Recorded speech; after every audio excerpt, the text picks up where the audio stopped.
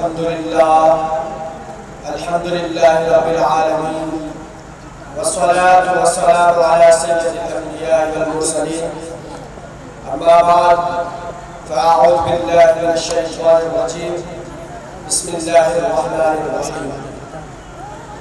قال الله تبارك وتعالى في كلامه المجيد والفرقان الحميد: وكلا وعد الله الحسنى. صدق الله العظيم وصدق رسوله النبي الكريم الأمين الرؤوف الرحيم. مختصر حمد و ثنا کے بعد میرے نہایت واجب القدر میرے مرشد کریم کے لفظ اور میرے مرشد کے پیارے فقیر السلام علیکم ورحمۃ اللہ وبرکاتہ. سامعین دیوبند، نبوت کے بعد سب سے افضل درجہ صحابی ہوگا اور امت کا سب سے بڑا اور افضل ولی بھی صحابی کے درجے کو نہیں پہنچ سکتا.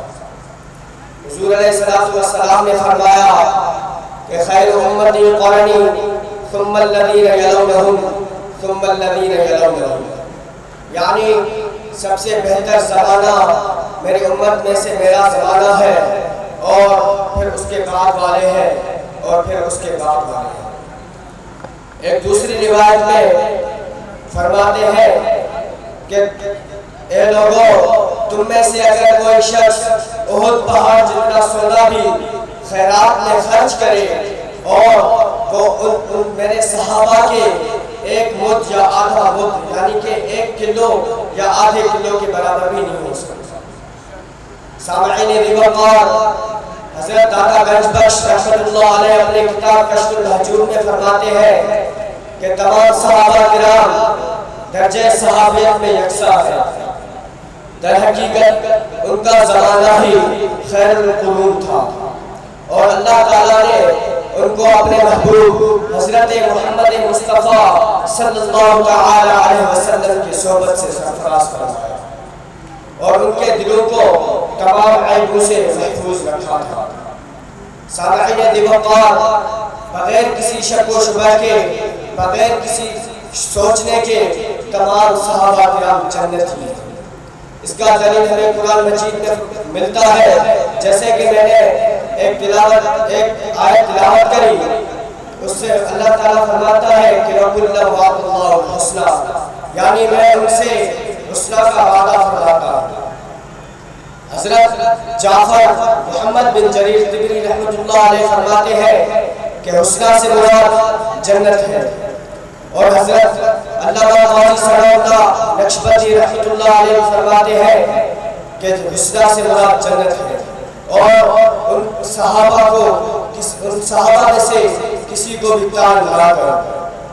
اور اس آیت کے تحت حضرت علامہ غلام رسول سعیدی صاحب لکھتے ہیں کہ اللہ تعالیٰ نے ان مومنوں سے وعدہ فرمایا جو حضور علیہ السلام کے ساتھ تھے، اور وہ ایسا وعدہ ہے جو کبھی ختم نہیں ہوگا، اور وہ وعدہ حسنہ یعنی جنت ہے. سامعین دیوبند، تمام صحابہ کرام عدول ہیں، اللہ تعالیٰ کے اولیاء اور اصفیاء ہیں. سامعین دیوبند، ایک ابو درداء اپنے والد رضی اللہ تعالیٰ عنہ سے روایت کرتے ہیں کہ حضور علیہ السلام آسمان کی طرف دیکھ کر فرمانے لگے کہ ستارے آسمان کی امان ہے، جب ستارے چلے جائیں گے تو آسمان پر وہ چیزیں آئیں گی جن سے آسمان کو ڈرایا گیا ہے، اور میں اپنے صحابہ کا امان ہوں. جب میں چلا جاؤں گا تو میرے صحابہ کے پاس وہ چیزیں آئیں گی جن سے میرے صحابہ کو ڈرایا گیا ہے، اور میرے صحابہ میرے امت کے لیے امان ہے. جب میرے صحابہ چلے جائیں گے تو میرے امت کے پاس وہ چیزیں آئیں گی جن سے ان کو ڈرایا گیا تھا. سامعین محترم، صحابہ کا کتنا مرتبہ ہے، کتنی عظیم مرتبہ ہے کہ حضور علیہ السلام اپنے زبان مبارک سے فرماتے ہیں کہ میرے صحابہ میرے امت کے امان ہیں، اور کہیں تو فرمایا کہ میرے صحابہ ستاروں کی مانند ہیں.